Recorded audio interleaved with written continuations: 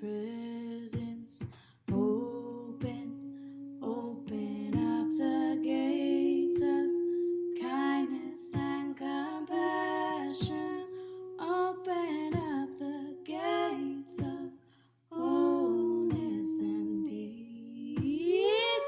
Open up the gates of freedom and justice. Open up the gates of liberation. Open up the gates of change and release. Open up the gates of transformation. Open up the gates of healing and forgiveness. Open up the gates of reconciliation. Open up the gates of listening and patience. Open up the gates of humility. Open up the gates of prayer and wisdom. Open up the gates of intuition. Open up the gates of equity and honor. Open up the gates of dignity. Open up the gates of Torah and blessing. Open up the gates of gratitude and learning. Open up the gates of love and connection. Open up the gates of giving and receiving. Open up the gates of trust and pleasure. Open up the gates of abundance. Open up the gates of joy and resilience. Open up the gates of liberation.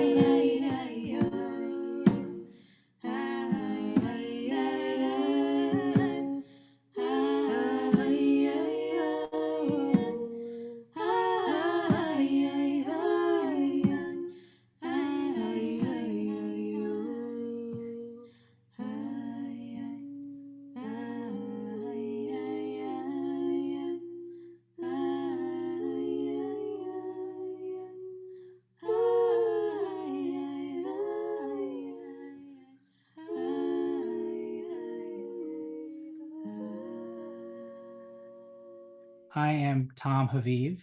I am the publisher and co-founder of Iron Press. I'm humbled to be here introducing this event and to have been and to continue to be the publisher and supporter of this incredible book of poetry. I think everyone here, I'm sure, feels the deep weight of Aurora's work in the world and has felt the poetry that she has brought and is bringing as deep balm and inspiration in challenging times and in all times. And I think in the full spectrum of living across a Jewish calendar or secular calendar or anything. And I will be brief, but I will say it was a deeper shock as a poet myself who's been reading Aurora for many years to have also had the opportunity to be part of the design process for this gorgeous book. And if anyone has a book here, feel free to share it, raise it, follow along as Aurora and Mónica speak and share and read. But this object is a totem for many people and for myself, and there's so much in here and so much artwork, and I hope we will all be reading it for many years to come. But before we dive in, I want to thank the sponsors for the event today, Jewish Liberation Fund. Thank you. Rise Up, Jewish Currents, and Jews for Racial and Economic Justice. Thank you for everything you do in the world. And I'm going to hand it over to Jordan Mann from Jewish Liberation Fund, who can speak more about the project. After I read an introduction, after I read the a little bit about Rimonim itself and the bios of Mónica and Aurora. Rimonim is a richly woven tapestry of poetry meant for use. From a time of rupture and uncertainty, beloved movement poet Aurora Levins Morales brings us a prayer book for the street, for reconstituting the future through our gestures in the present. In these poems of devotion and protest, Levins Morales speaks across and through time with an undeniably prophetic voice. Written in collaboration with various communities, looking to honor, unravel, and rebuild Jewish liturgies, Rimonim is a book of lyric in the most immediate sense, of poems that are meant to be read and sung. Rooted in tradition and flowering in the tumultuous present, these poems will both accompany specific Jewish practices and offer inspiration for the sacred work of human liberation, where joy meets justice. Ultimately, these 49 poems honor the 49th year, when it was taught that everything in the land would begin anew, everything redistributed and freed, when the people would see that everything on this earth was ready to wake and bloom just under the skin of what is. Aurora Levins Morales is a queer Ashkenazi Boricua writer of poetry, essays, and fiction. A child of blacklisted communist parents, she grew up immersed in social justice movements and the poetry of liberation, and came into public voice as part of the collective eruptions of radical art in the 1970s and 80s. She is the author of 9 books, including Medicine Stories, Kindling, Remedios, and Silt. Her poetry is widely used in synagogues and churches, in schools and at rallies, painted on walls and recited at weddings, translated into 7 languages, and reprinted in dozens of anthologies. After 40 years in the San Francisco Bay Area, she now lives in Finca La Lluvia, an agro-poetry project in the western mountains of Boriken, also known as Puerto Rico. Puerto Rico. You did The that story, wrong. I did that one wrong, yeah. The story of what is broken is whole. An Aurora Levins Morales reader will be published in 2024 by Duke University Press. You can find her Patreon at auroralevinsmorales.com and in the chat. Mónica Gomery is a poet and rabbi on unceded Lenni Lenape land in Philadelphia. Her work explores queerness, diaspora, ancestry, theology, and cultivating courageous hearts. She is the author of Might Kindred, winner of the Prairie Schooner Raz Schumacher Book Prize in Poetry. Here is The Night and The Night on the Road, and the chapbook of Darkness and Tumbling. Her poems have received the American Poetry Review Stanley Kunitz Memorial Prize and the Palette Poetry Sappho Prize for Women Poets. She serves as a rabbi at Kol Tzedek Synagogue and is, for the first time, at work on a novel. I'll hand it now to Jordan Mann. Thank you so much for being here. Such an honor. Great to be here. Great to see everyone. My name's Jordan Mann. I'm the manager of grant making, organizing, and operations at the Jewish Liberation Fund. Our mission at JLF is to resource the Jewish social justice movement in the United States. And as a part of that, we believe that the artists and cultural creators who create work that moves and changes hearts are an invaluable asset for building the more liberatory world we'd like to bring forth. So what better work to fund than Rimonim, Poetry of Jewish Liberation by Aurora Levins Morales, whose poems have made it the services of many of the social justice movement organizations that we fund, all the way to even the Passover Seder I hosted with a friend last year, and to the hearts and minds of many people on the Jewish left, and those curious about it. We at JLF are incredibly thankful for all of you to coming here to celebrate this work, and we're incredibly proud ourselves to celebrate what will become possible when we fund the artists, activists, and organizations like Aurora and Rimonim, the people that we need to bring forth the Jewish future that you and I believe in, a Jewish future that's committed to peace, safety, dignity, and justice for all of its people. Thank you so much once again for being here. Really appreciate it. And I'm stoked to hear from Aurora and Rabbi Mo next. It's such a deep, deep honor to be here. I just feel so struck by the power in this room and the poignance of getting to gather tonight around poetry and around Aurora's poetry in particular.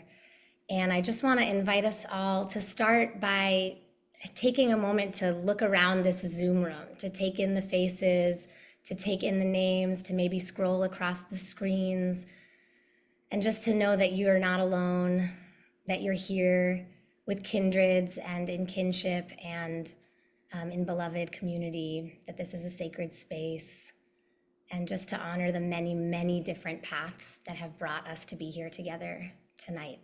So just take some time as we head into the hour together to notice who you're here with. Aurora and I are going to spend the next hour or so going back and forth between conversation and hearing her read her poems aloud. And then we'll have some time after that for questions from the crowd. So if you have questions along the way, please share those in the chat and we'll be collecting them and we'll come back to them at the end of the evening. And we wanted to kick off this conversation by sharing briefly about how we know each other. There are many origin stories to Rimonim as a book, and our relationship is woven among them.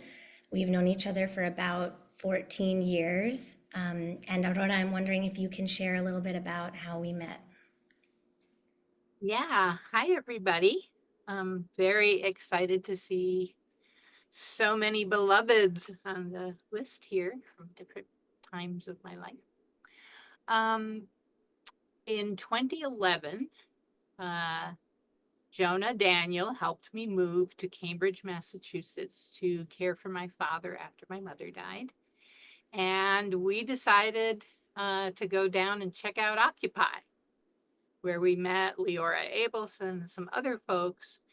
And I said, you all need to come to my house and sit with my 81-year-old father and me and talk about all these questions that you're raising about how do we hold a traumatic history without reenacting it.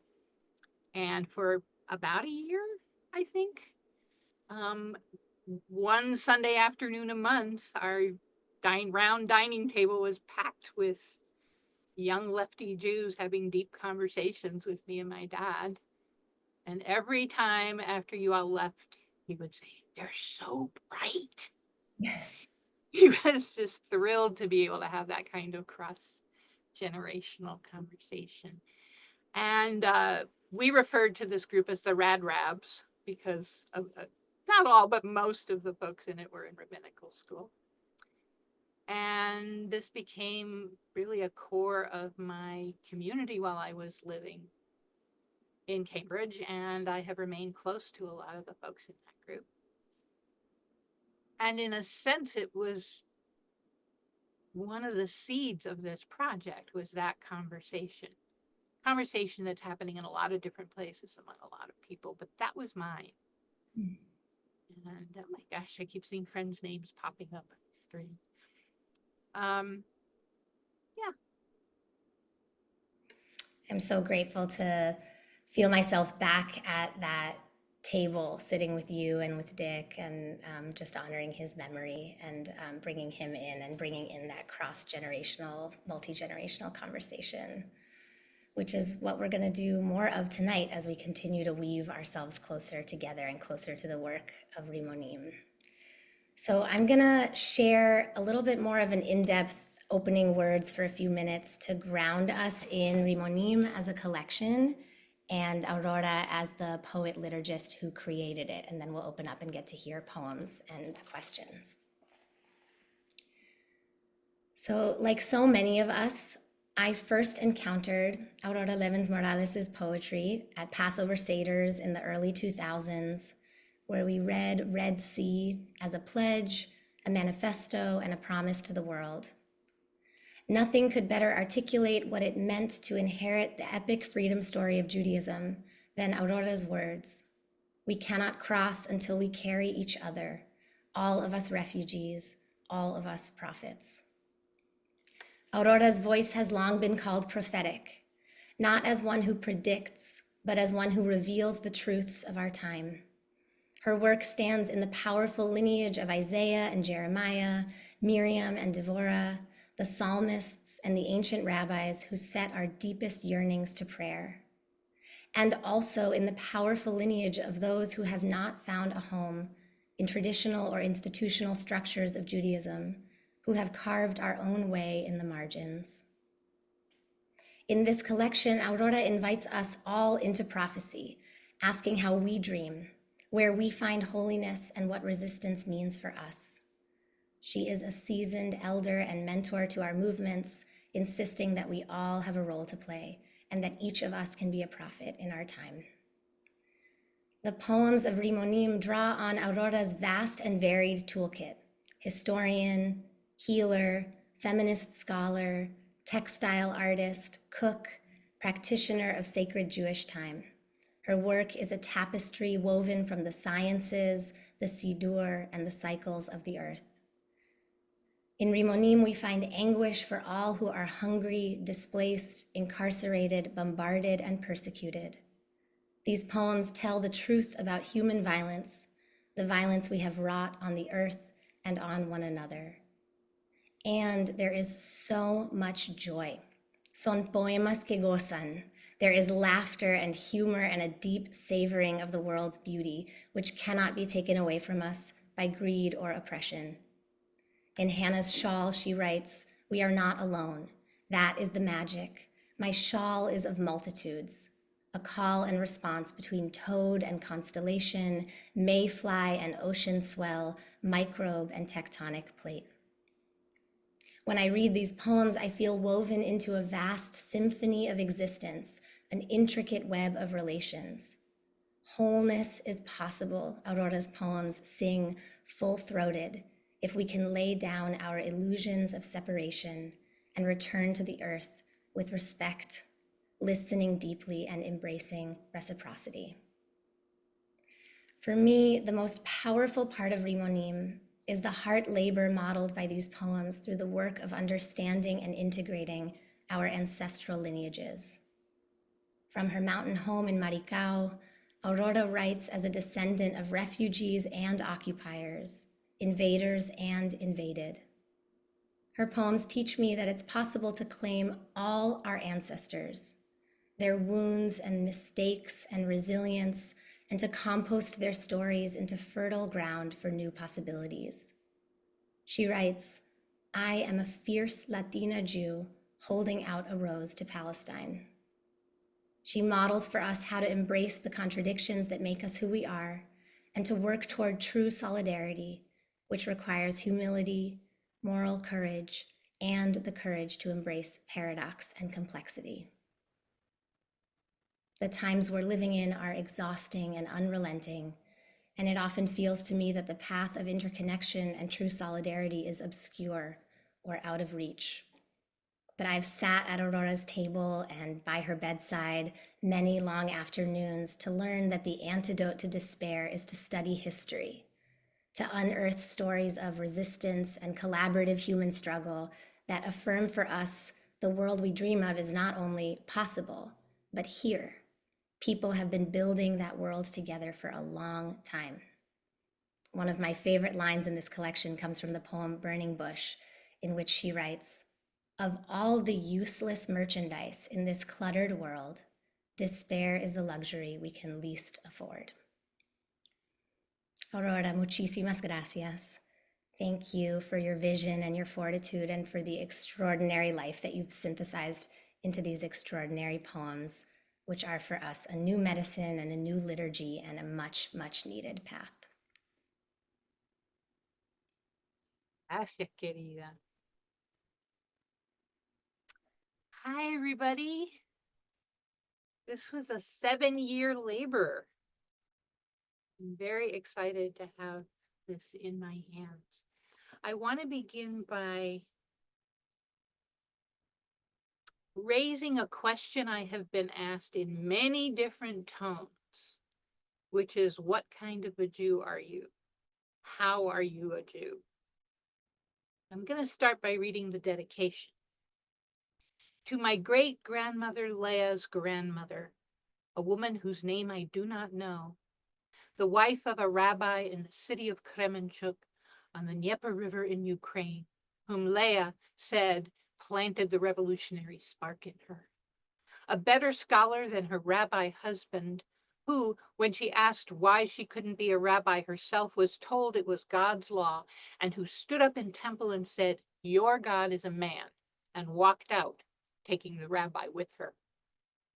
7 generations later, my daughter stood on the bima and spoke a drash against the war in Iraq. Today, I offer, in the Rebbetzins' name, these poems and prayers for all of us who have been denied voice and took it anyway, and all those who rejoiced when we did.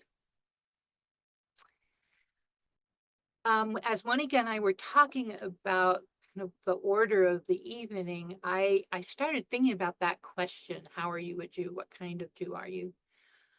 December 1st, I did my first event for this book at Temple Beth Shalom Reformed Synagogue in San Juan.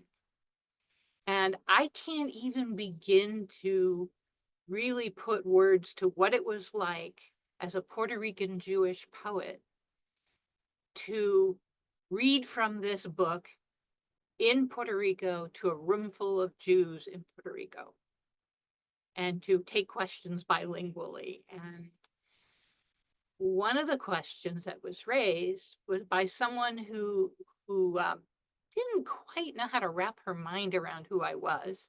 She said, "But how are you so Jewish? You had a Jewish father and a Puerto Rican mother, and you didn't grow up religious. How you're so Jewish? How did you get there?" And I said, well, first of all, I come from a long tradition of secular Jews who had strong Jewish identity and did not. I mean, I've always been Jewish. It didn't start when I started going to shul. But I said, my great-grandmother's grandmother walked out of a space that was too small for her. And I am her descendant. And all her lineage has been figuring out how to be Jewish in the way that fits us, that fits our lives. And I started participating in Kehillah Community Synagogue when it became clear to me that it was a door I could go through without leaving any part of myself outside. So that's what I said there. I had that conversation. And, I was thinking about how this moment is such a turning point for so many Jews in asking that question, how are we going to be Jews? Not how are we going to be Jews? But what is the how of being Jews in this moment with all of the challenges that we're facing and all of the ways that we are confronting and refusing and creating and transforming what it means to be Jews in the world. And in a way, this whole book is a response to that question. This is how I am Jewish. We're also acting out of a very deep tradition of altering Judaism whenever it didn't fit, which has happened many, many, many, many, many times. So I thought I'd read a selection of poems that are different answers to that. One answer is that I'm a Puerto Rican Jew. Hi, David Bassier. At one point in the process of this book, David asked me if I would write 7 Psalms for the days of the week. And I really tried. And it just didn't work.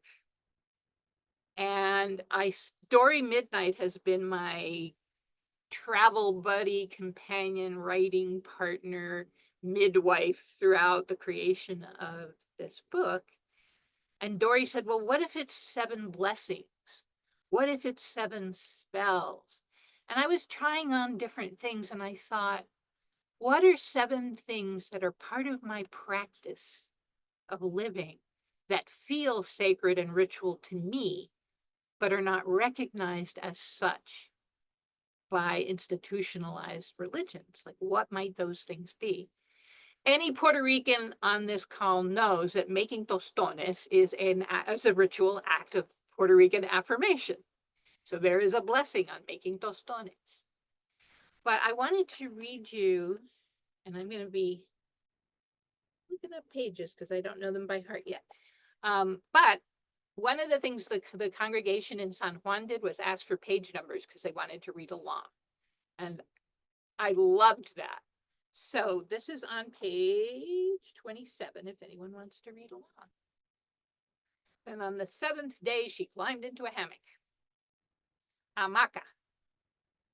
We twist the threads of our days into string, knot it into nets, so the unneeded falls through to the ground. And spines curved like nested birds, we swing between 2 trees. Hamaca, we said to El Invasor. And soon we were filling their ships with hammocks, a contagion of rest.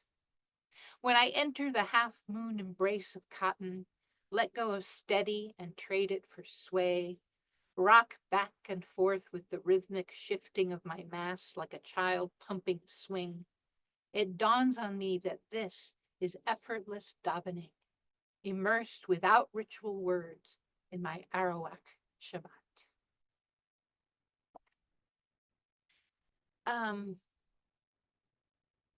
Another identity that I brought with a certain amount of bewilderment into this project is that I was raised by atheist scientists, and I come from multiple I'm generation 6 from the Rebbitzin, and nobody entered a synagogue in the intervening generations.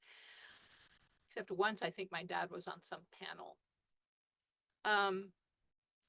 But I was a member of Kehillah Community Synagogue, and Rabbi David Cooper came to me as sort of the logical choice because of that history, asked if I could write something that brought science into prayer.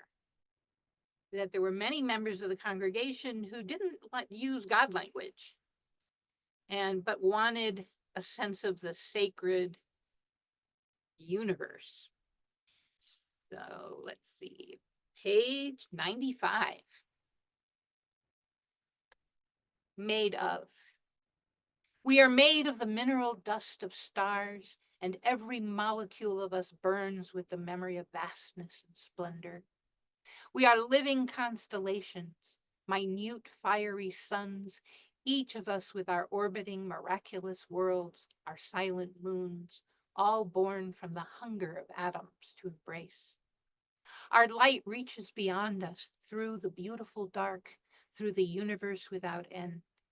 Everything that exists, has existed, will ever exist in all the unimaginable folded flower of time is holy, and there is nothing ever and anywhere that is not spirit. We are made of earth, small seeds, dreams of photosynthesis curled inside brown husks, made to crack painfully from our shells, to push heavy soil aside, to move stubborn and fragile toward our destinies into sun and rain, to break and grow green, break and flower, to be trees of life and fall broken onto the ground, becoming rich humus full of green, unbroken dreams. Everything that is, we turn into ourselves and give back as soil, give back as oxygen, What we breathe is each other. Nothing that lives is alone. We are made of water. Salty rivers run in our veins. Lymph ebbs and swells. Saliva and tears leak into the air and dry. We are always changing. Wide seeds into clouds, rain into puddles, rivers into muddy fields that run along ditches into the sea. We flow, freeze, boil, rise, disperse, are hurled this way and that. We declare that we are the blue edge of glaciers, the great ocean swell, stagnant teeming ponds, months-long tropical downpours, the delicate tracery of frost on a dry leaf, rusty drip of a faucet. We are the shape of what's happened to us.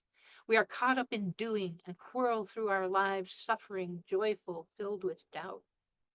And yet we return to ourselves again and again, to the self that is all there is. We are made of water, called to find our true level by that great force of love we call gravity. We are made to trust our destination.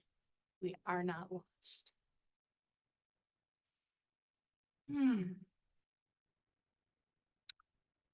I wanted to read two more poems back to back. We're going to get into more conversation, but I wanted to throw out a bunch of the different answers I have, responses more than answers, that I have come up with to that question, how are you a Jew? And this is the piece about being both native and settler. I come from indigenous Caribbean people, indigenous Iberians from the northern part of that peninsula, African people of the Maghreb, the Canary Islands, West Africa. And I come from conquistadores, and I come from the perpetrators of horrific crimes. I set out to write Land Days was the last poem that I turned in after I said the manuscript was done, because I didn't think I was going to be able to find the words to explore that question. How are we with land that is indigenous for other people? And as I was thinking about the stories and what I wanted to put in there, I thought about my Jewish family's history and how anti-Semitism and other oppressions kept planting us like fence posts at the edges of empire. We moved onto Tatar lands in Ukraine. Part of my family went to Bidabijan to try to hold the frontier with China and the rising power of Japan. My great-grandfather left home to flee the Tsar's army in the Russian-Japanese War. His cousin went to Argentina. He ended up in New York. My parents were blacklisted and ended up in Puerto Rico. That there's this way that our oppression as Jews has led to us landing on other people's places in order to be safe. But at the same time, there's this buried history underneath. And I'm gonna read these two poems back to back. Wings was something I wrote quite a few years ago, I think around 2001. Literally to the question, what kind of Jew are you, in that tone? And that was in direct reference to my doing Palestine solidarity work. How could you was really the tone. So I'm going to read these two bits and then we're going to talk some more. Let's see. Land Days is on page 49 and Wings is on page 97.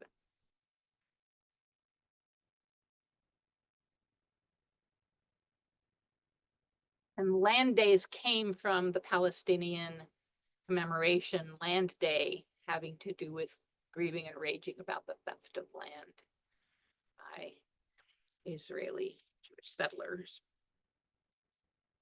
Every day is a land day somewhere. People land upon each other, steal the way the light fell through particular trees that are gone, tear up villages and gardens as if they were weeds, weed out particular people who are gone from land that no longer holds the way their laughter drifted through open doors along with the smells of their cooking. We land and are landed upon. So what does the wind-blown milkweed seed say to the field's edge, already filled with fireflies and sassafras? What does the tulipan say, shouldering in among roble blanco, capa prieto? We choose, we settlers in the grass, we unnative to these fields, these felled woods, these cane fields and cafetales, these houses built over graves. We get to decide. We do not have to be invasive. Maybe the milkweed rests lightly among the cattails, listening to the night, listening to how each part sings, how the birches and the earthworms are speaking. We could be like that. We could listen all our lives, be like the common plantain, close to the ground, rooting only where there is room between the conversations of moss and stars. Join, not destroy the ecosystems. Join, not erase the whole story. Listen to the particular crimes committed. Lean into their cold truth. Say, yes, this happened. Taste the ash of it without turning away, without lying about any of it. Yes, we could shred the deeds to these houses built over graves, these manicured, gated fictions about who has the right to what, and tell on ourselves. Tell how our family photographs, people with our noses, eyes, hair, fleeing hunger, war, pogroms, therefore always 1 foot out the door, tried to buy belonging, force other people's land to be home. We could stay, both feet here. We could change ourselves, not the stolen land, become something else. Not, no matter how long we stay, not native. We could just root where we are, in the crux of history, in the truth of it all. Not so the land will belong to us. It can never. It is full of other people's stories. We do not need to own their losses or the way the light fell. We do not need to rename everything after ourselves. Piña is not an apple. We lost the apples. We came across water in leaky boats. We miss a different light. But so that we can not clear-cut history, not plow the wildflowers of the prairie into acreage, but lie down in it and be stained, overgrown. We could adapt, cross-pollinate, become naturalized, become common, be low to the ground, rest lightly, honor the people still here, long before us, belong to the land.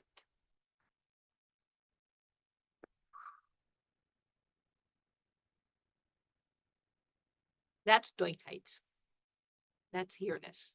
What I translate as akisia.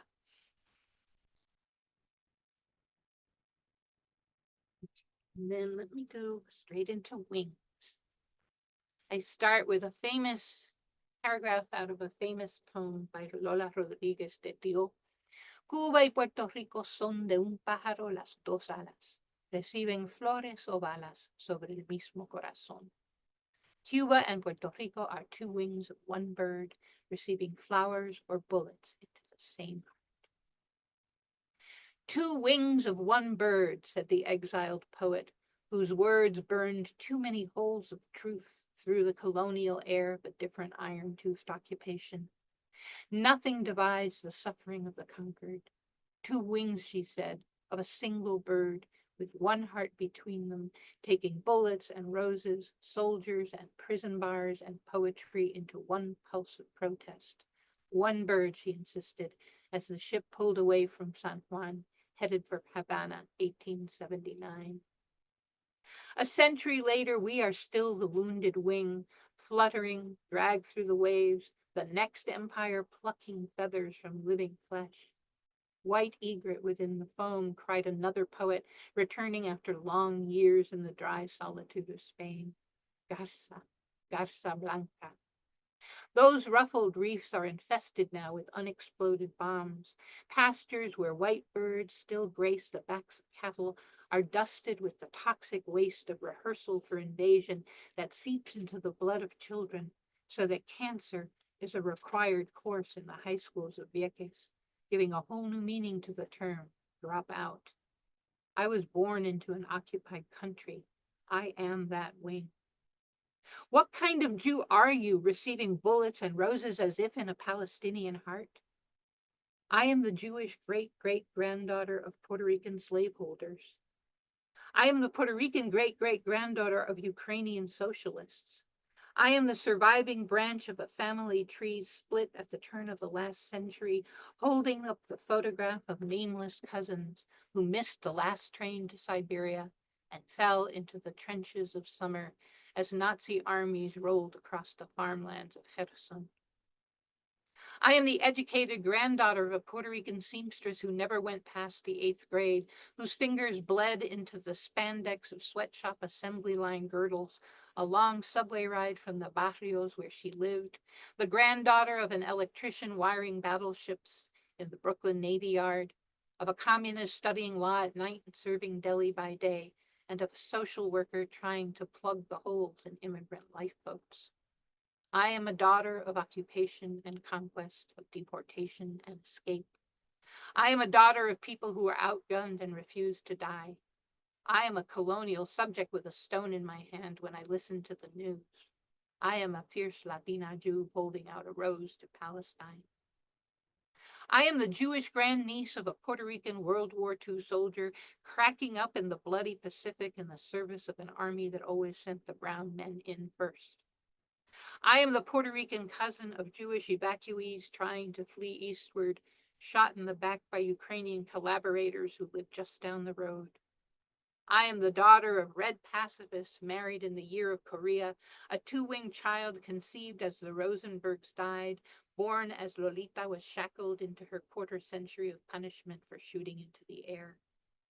I was born Jewish in an occupied Caribbean land, speaking Spanish with the accent of escaped slaves and hungry coffee laborers, because my great-grandfather would not fight Japan for the Tsar, because he evaded yet another imperial draft, and washed up in New York City, where barrio meets shtetl, girl meets boy, and solidarity was my lullaby. What kind of independentista are you to weep for Israeli soldiers drafted into accepting atrocity as a fact of life, beating out the ritmo of Kaddish for colonialists killed in rightful revolution on the conga of your Caribe hearts? I am the proud cousin of a banned Boricua writer climbing out of his deathbed to raise the flag of Puerto Rico on the 3rd anniversary of the U.S. invasion, just 2 weeks before he died of TB contracted in the bitter prison cells of Valladolid. I am a distant relative of the first woman of Puerto Rico burned by the Inquisition in the name of Christ for being a secret Jew. I am the descendant of hacendados who worked their own slave children to the bone in tobacco fields ripening over the traces of uprooted plantings of cassave, and of the pale brown daughters of dark women taken into the marriage beds of land-holding men, criada servants deemed good enough for younger sons, setting their wide cheeks and mouths into their children's bones. I am the descendant of invaders and invaded, now riding high on history's wheel, now crushed below, of those evicted and their village burned, of those who rode the horses and set the flames. What kind of song is this? Whose side are you on? Two wings, I say, with the exiled poets of my country, to my dispossessed and dispossessing cousins in the land it seems that everyone was promised.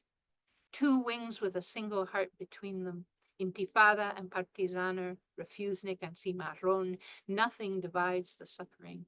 One bird full of bullets and roses, one bird with his wounded pinions, one heart that if it breaks is broken. I know there are two bloody wings, but it is one bird trying to lift itself into the air, one bird turning in circles on the ground, because two wings, rising and falling together, is the forgotten principle of flight. Two wings, torn by tempestuous weather, one bird struggling into the light.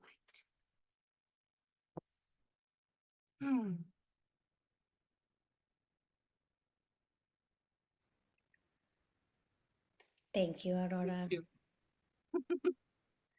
Wow. We'll just let that land and absorb and settle into us. Can I jump in and ask you a couple questions? I have two different questions, and maybe we'll start with the two poems you just read. both in Land Days and in Wings and in other places throughout this book. You write about this work of grappling with and claiming all of the ancestors who are part of your lineage and part of your story. And I'm wondering what role writing and poetry have played for you in like carving out such a expansive and spacious relationship, both to the responsibility of that work and to the integrity of it.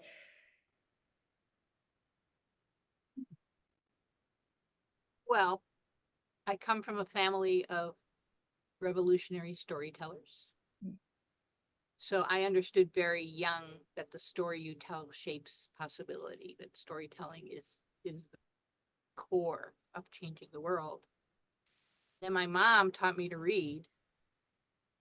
And I remember the day that shapes on a page suddenly became a word. And I was amazed by the alchemy that you could make shapes on a page and send it to someone on the other side of the world and make them think about the thing that you were thinking about. I was 5. And it's like, okay, this is what I want to do. I want to do word magic.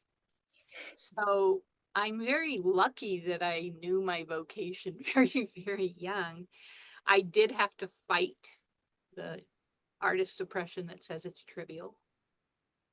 But I have always been a writer embedded in social movement, responding to everything through storytelling, through language, in all the many movements that I've been part of over the years.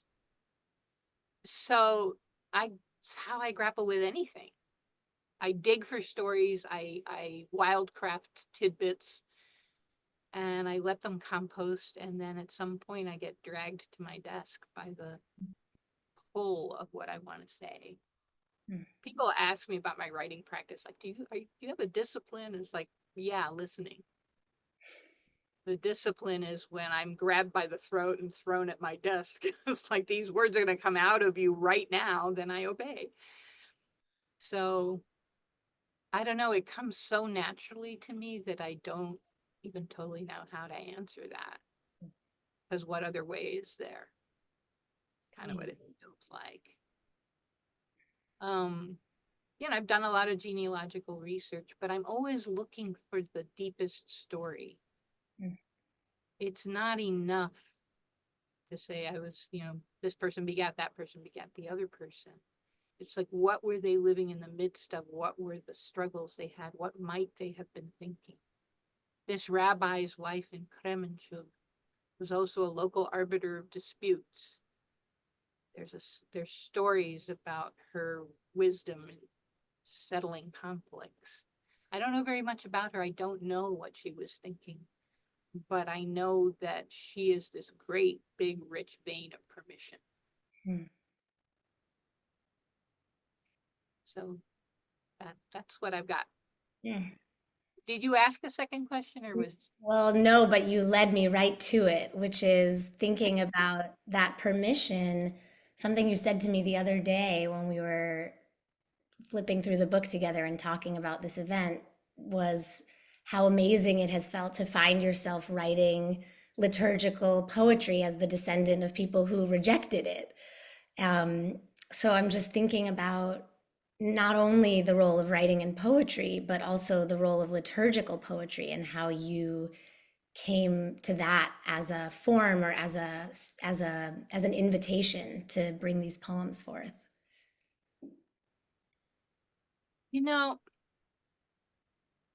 It doesn't feel different than revolutionary poetry, because the kind of writing I do is always about, you talked about prophetic voice earlier. It's about speaking the truth of what is here now and holding the possibility that it could be entirely different at the same time.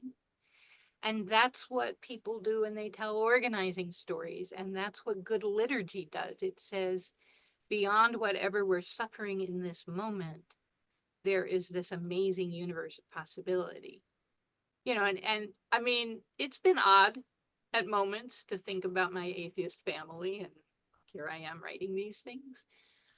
But my brother Ricardo, who's here in the crowd, has this wonderful poster of Marx sitting in full lotus, and it says synthesis underneath. I gave that to a member of the Cuban Communist Party Politburo. And they loved it and put it up in the wall. I came to discover Jewish ritual through oppositional creativity. 1980s Bay Area, mostly lesbians, most of them raised in Orthodox and conservative families who said, "Nuh-uh, we need to change this because we are not anywhere on these pages," and who were creating these liberation seders that I started going to and pretty soon started contributing pieces to. And David Cooper and I created one for La Peña Cultural Center that was a Latin America solidarity seder.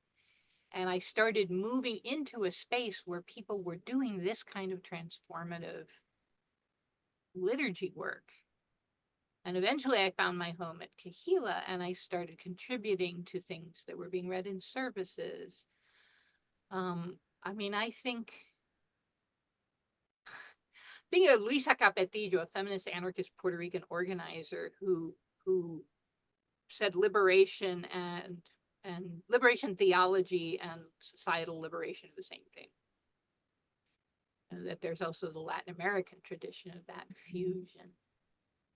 For me, one of the principal struggles for me in this project was that I knew a lot of people were waiting for this book. And so I felt like I had a lot of people watching me while I was trying to speak my truth. And it got really difficult. I started seeing that some of the pieces I was struggling with, I was writing because I was supposed to. I also felt unqualified. What do I know from Torah?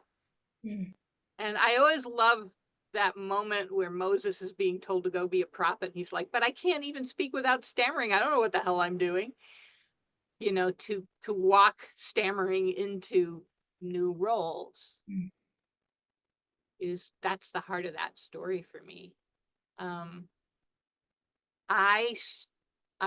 This particular wave of my work being used, I didn't set out to write liturgy. My poetry started getting used as liturgy. So in 2016, after the Pulse massacre in Orlando, most of the people who were killed there were young queer Puerto Ricans who were economic refugees from colonial collapse. They looked like my daughter, my niece and nephews, one niece, many nephews.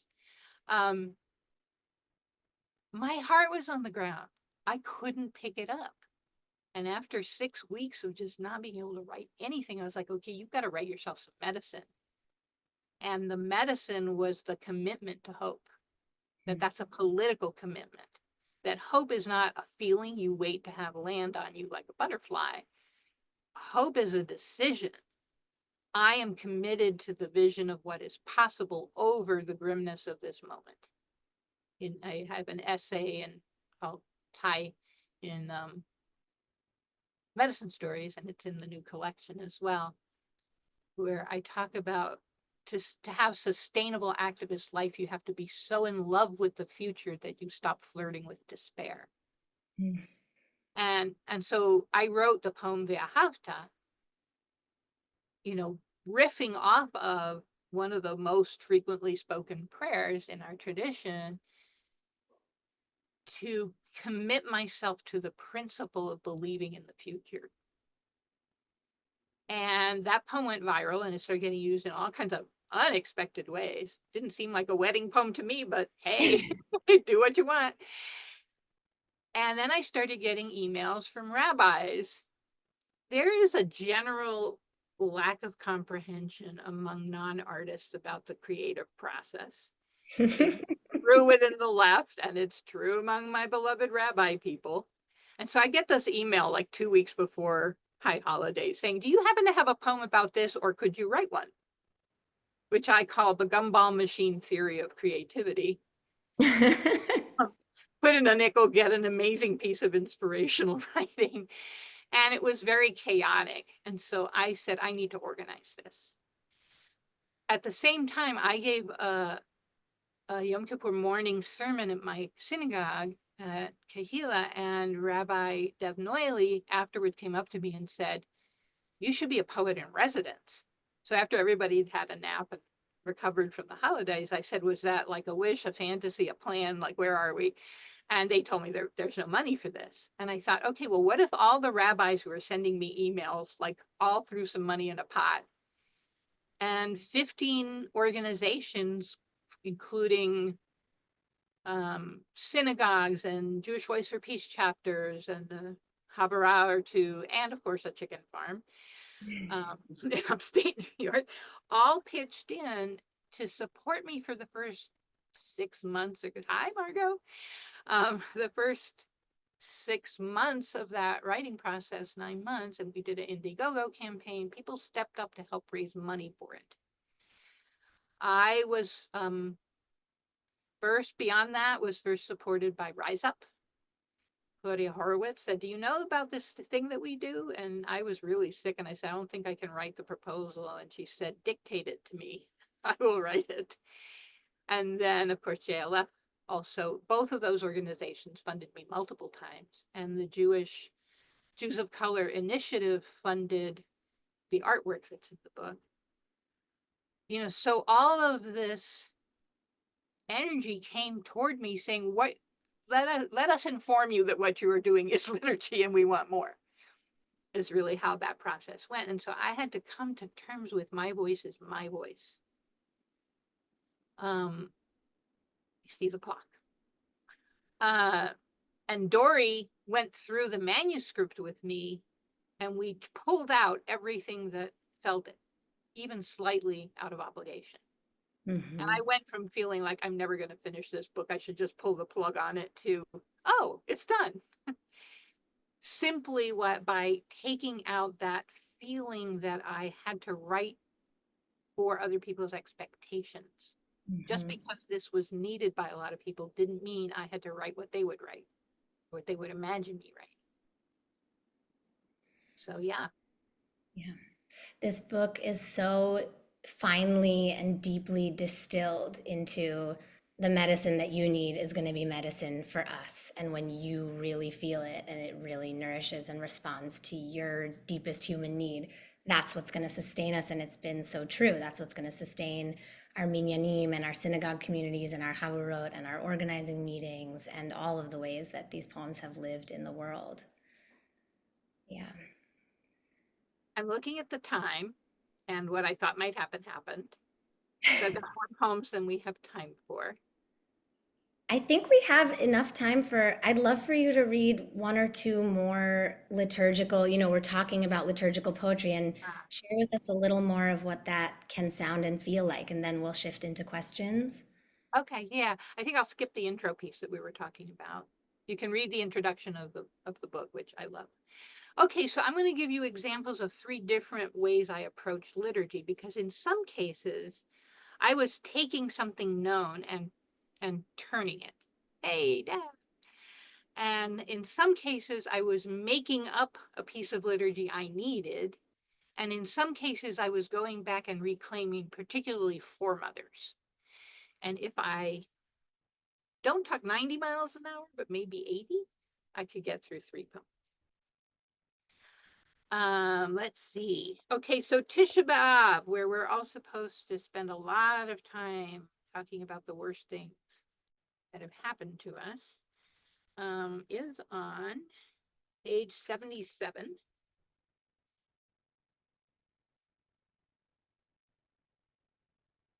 So I got a bunch of rabbis writing in to me and saying, well, will you include more terrible things that happened to all of your ancestors and all Jews of color's ancestors, so that we can list all the massacres and dispossessions and genocides? And I'm like, it was not fun. And then I started having this thought that felt very heretical to me, which was, but it was such a good thing that the temple was destroyed. So this is my Tisha B'Av poem. And it starts with a quote from Leonard Cohen. There is a crack in everything. That's how the light gets in. I will not weep for shattered eggshells from which bird song fills the world. I will not weep for seed pods split apart to fling their airy parachutes into the wind. I will not weep for chrysalides, crucibles of unmaking from which we come like flowers from buds made new. My wings have opened. I will not crouch here crying over dead skin. I will follow the scent of honey to the beckoning blossoms that dust my flight with gold. Why would I cry over temples destroyed when we are all the temple we need? I will grind eggshell into effun, ancestral powder of protection. I will tend the milkweed that the wind brings to my garden and feed the pollinators of the world to come.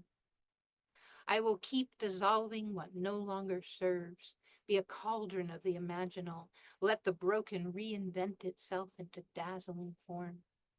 Come, let us leave this ancient dust, these stones that once contained eternal light. Can you not feel it shining in our bones?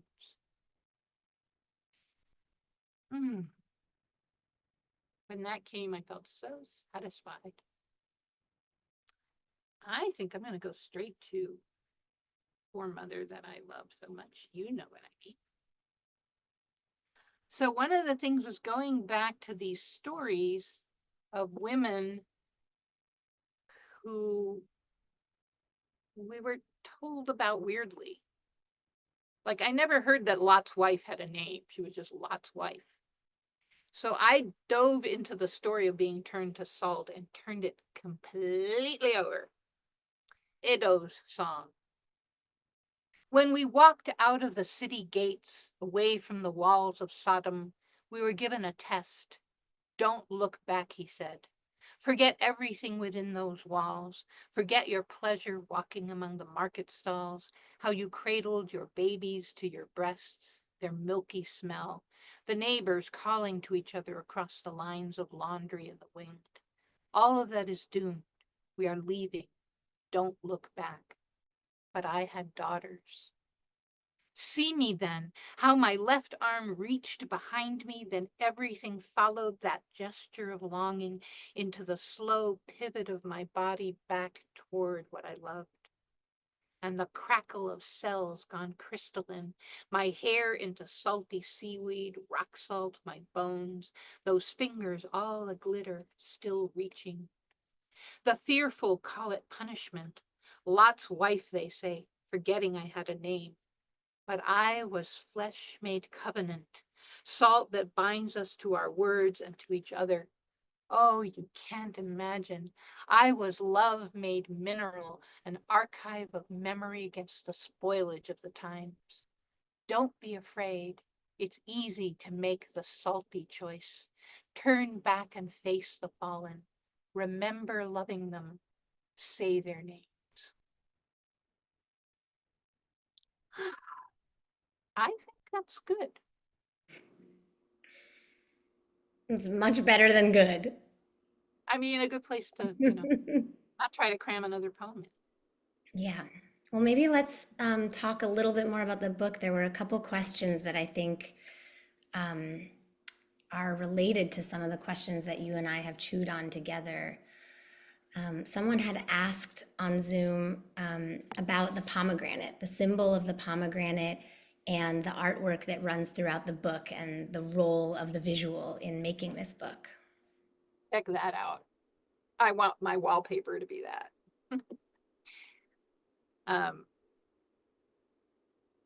Tom, can you remind me of the name of the person who created that loveliness? I just put it in the chat. Her name is Right. Maayan Alpers. So gorgeous. I forgot the question. Oh, pomegranate. Sorry, I looked at it and I got drunk on pomegranate. First of all, I love pomegranates. And, they're a big Jewish symbol. But what I love particularly, because I'm trying to sell a story of Jewish diversity, is that we have this fruit that has this leathery skin and it's full of villages. There's like these clusters of individual seeds that are bound in a kind of papery internal walled structure, kind of like a wasp's nest. So it's all these different villages and individuals bound within one kind of globe that is holding it all. And so for me, that was like a perfect symbol for what I was trying to do as a Jew of color, as a radical Jew, as a raised atheist Jew. That's what I want the world to look like. Yeah. I was just thinking, listening to you about the pomegranate, like really coming to redefine for us what we mean when we say Jew or Jewish. There's this amazing line in one of your, in the Four Cups, in one of your Passover pieces, where we're making all of these pledges to a different kind of world and a different kind of future lived in our bodies and our mannerisms. And one of them is we pledge to never again say Jew when we mean white Jew. And I was just thinking about the pomegranate as that image of like what we might mean instead is this incredible interconnected multitude that's so sweet and it's so intricate. Yeah. We are a globe. We're a global people. I struggle a little bit with the term diaspora because it still implies center and edge. Like all kind of Mhm. go like this. Where I like you're to say global Mhm. Jews, because we're rooted in so many places in so many ways.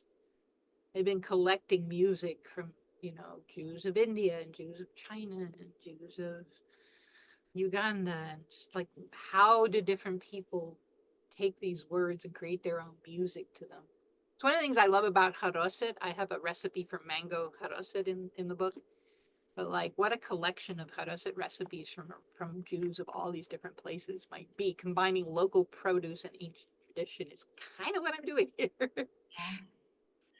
I also love that poem as a reclamation of the act of cooking as prayer. It's a recipe and a poem and it's a liturgy, and all of that is a devotional, like full body, embodied act of holiness.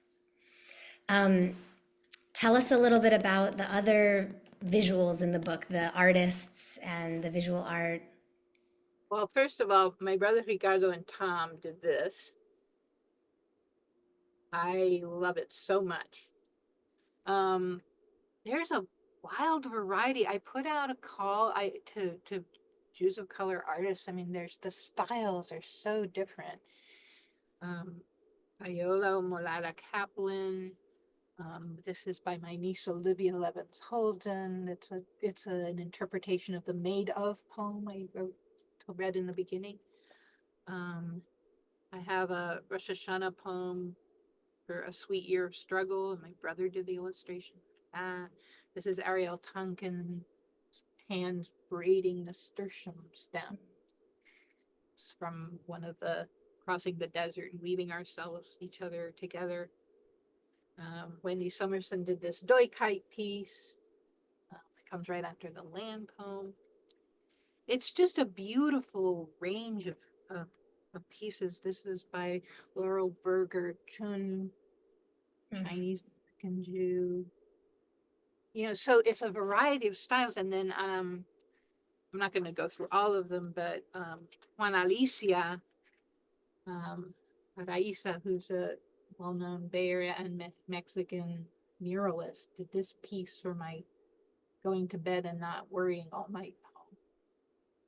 So it's a wide range. I didn't want to do this alone. Yeah. I wanted to be accompanied by the nonverbal reflections of the beauty of the language to say, come make this space together. Let's have it's kind of a havara. Yeah.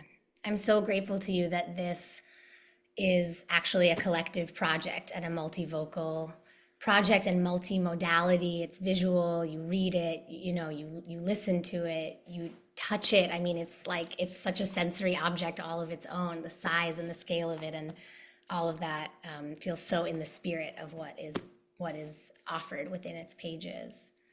I think it may have been one of the first things I said to Tom about the design is I want it to be this big. Yeah, I mean, it's like when I first received it in the mail and I pulled it out, I was like, I didn't know it was going to be this big, and it was so amazing, and it needs that much space. It's such a big, beautiful, full project.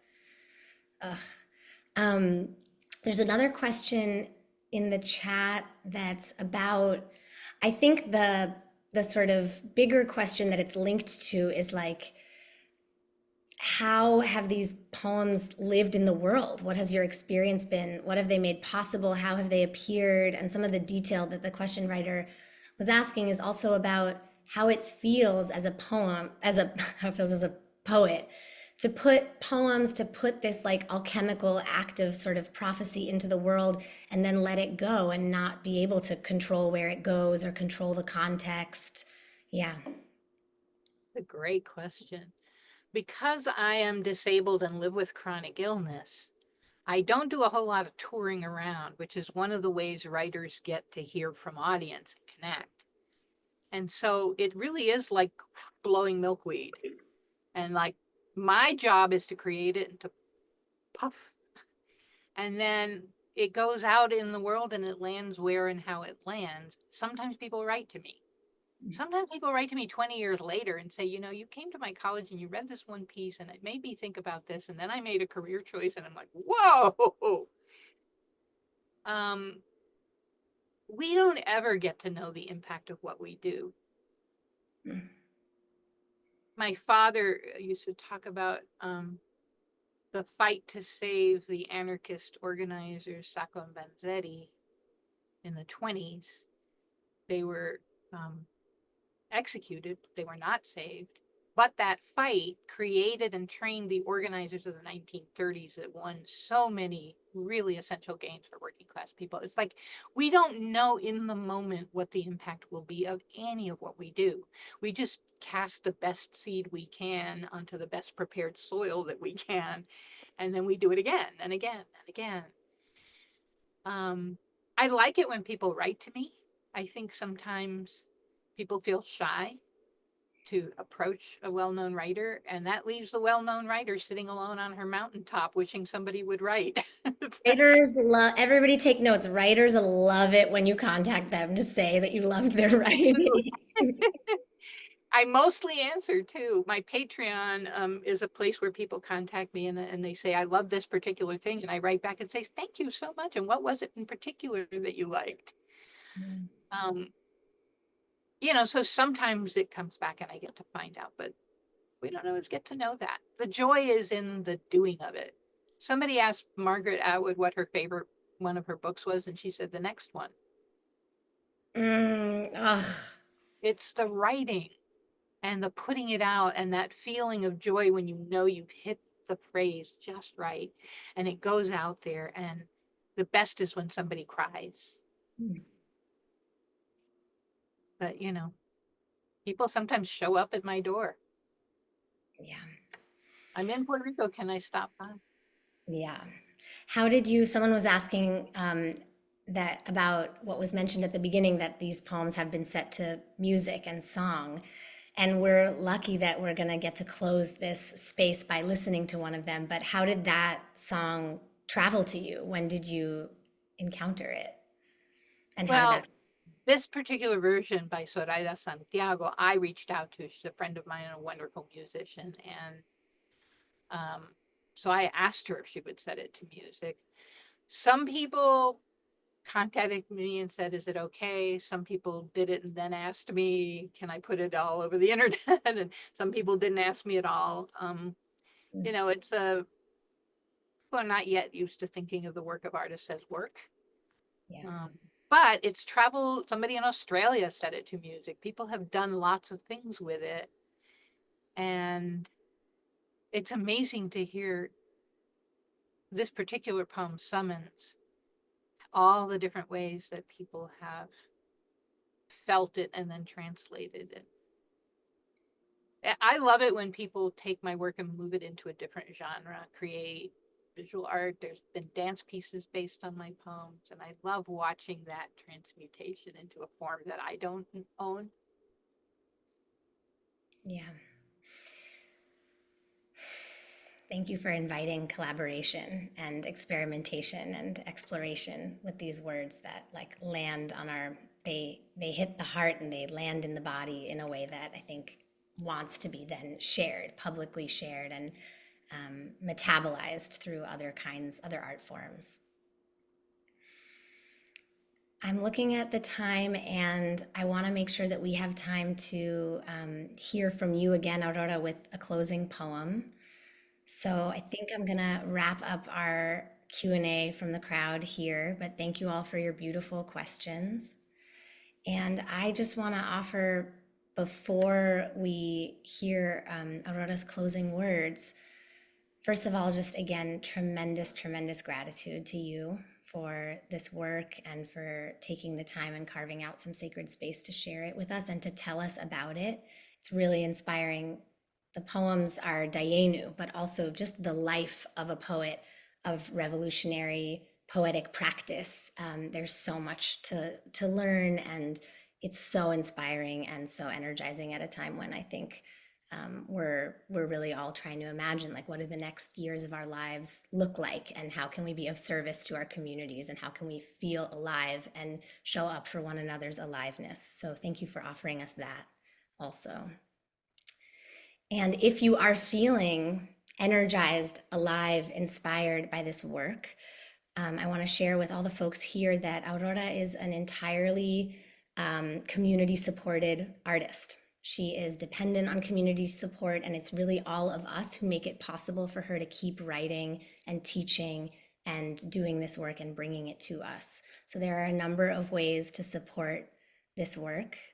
One you already mentioned, which is to become a Patreon supporter, which gives you the opportunity to like listen and be in dialogue and hear what's on Aurora's mind and travel around with her and attend residencies and, you know, just be in her reflective space, which is really a gift, I can say, as someone who's a subscriber on Patreon.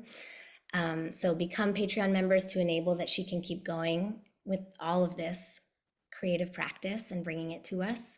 Another is to invite her to speak at colleges and universities. She's represented by Speak Out Now, and I think the good folks at IAN are going to put some of those links in the chat so that you can grab it and follow up. And especially if you're interested in hosting virtual speaking gigs, that's a way to make this sustainable and for Aurora to travel around the world being in conversation.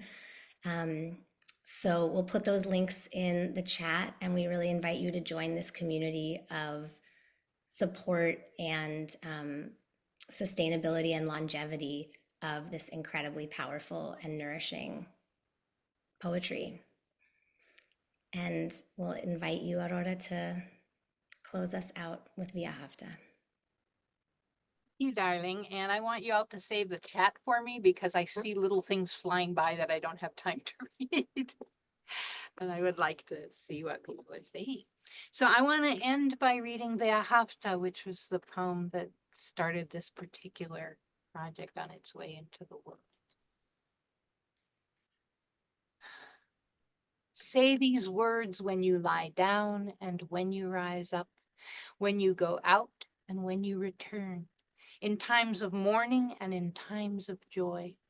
Inscribe them on your doorposts, embroider them on your garments, tattoo them on your shoulders, teach them to your children, your neighbors, your enemies. Recite them in your sleep here in the cruel shadow of empire. Another world is possible. Thus spoke the prophet Roque Dalton. Altogether they have more death than we, but altogether we have more life than they. There is more bloody death in their hands than we could ever wield unless we lay down our souls to become them, and then we will lose everything. So instead, imagine winning. This is your sacred task. This is your power. Imagine every detail of winning, the exact smell of the summer streets in which no one has been shot. The muscles you have never unclenched from worry gone soft as newborn skin. The sparkling taste of food when we know that no one on earth is hungry, that the beggars are fed, that the old man under the bridge and the woman wrapping herself in thin sheets in the back seat of a car and the children who suck on stones nest under a flock of roofs that keep multiplying their shelter. Lean with all your being towards that day when the poor of the world shake down a rain of good fortune out of the heavy clouds and justice rolls down like waters. Defend the world in which we win as if it were your child. It is your child. Defend it as if it were your lover. It is your lover. When you inhale and when you exhale, breathe the possibility of another world into the 37.2 trillion cells of your body until it shines with hope, and then imagine more. Imagine rape is unimaginable. Imagine war was is a scarcely credible rumor that the crimes of our age, Whew, I'm going to start that over. Imagine war is a scarcely credible rumor that the crimes of our age, the grotesque inhumanities of greed, the sheer and astounding shamelessness of it, the vast fortunes made by stealing lives, the horrible normalcy it came to have, is unimaginable to our heirs, the generations of the free. Don't waver. Don't let despair sink its sharp teeth into the throat with which you sing. Escalate your dreams. Make them burn so fiercely that you can follow them down any dark alleyway of history and not lose your way. Make them burn clear as a starry drinking gourd over the grim fog of exhaustion, and keep walking. Hold hands, share water, keep imagining, so that we and the children of our children's children may.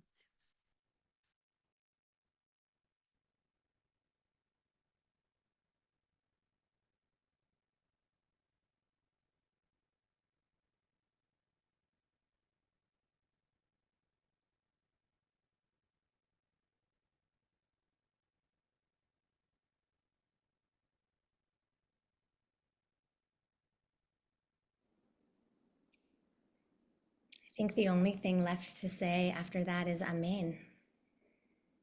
Amen, amen. Thank you.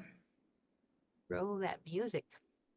I dreamed 10,000 grandmothers from the 1,200 corners of the earth walked out into the gap, one breath deep between the bullet and the flesh, between the bomb and the family. They told me we cannot wait for governments. There are no peacekeepers boarding planes. There are no leaders who dare to say every life is precious. So it will have to be us. They said we will cup our hands around each heart. We will sing the earth song, the song of water,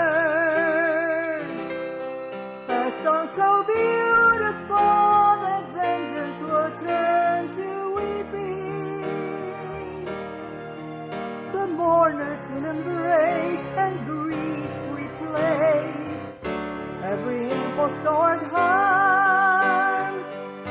10,000 is not enough, they said, so we have sent this dream like a flock of birds into the sleep of the world. Wake up, put on your shoes, you who are hearing this. I am bringing bandages and a bag of scented guavas from my trees. I think I remember the tune. Meet me at the corner.